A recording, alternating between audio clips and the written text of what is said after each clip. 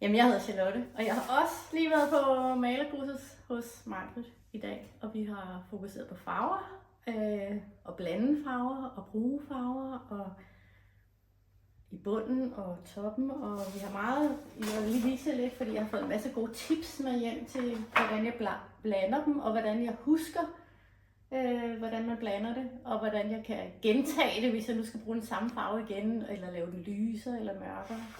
Meget god. Og så har jeg fået øvet mig i nogle teknikker, både til at lasering, og til at, jeg kunne rigtig godt tænke mig at prøve at lave sådan nogle eller sådan nogle dråber. Så det har vi også øvet os i. Margret er kommet med en masse gode tips til, hvordan man kan gøre det.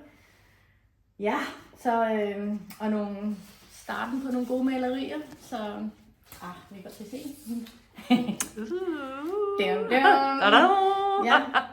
Så ja, og tips til at rette op på et af mine andre malerier fra tidligere, der var gået noget kuk i, og jeg var blevet lidt ked af, så det har Margret også hjulpet med nogle gode idéer til, hvordan jeg kan få det, så det bliver til noget helt andet, men jeg stadigvæk kan bruge det.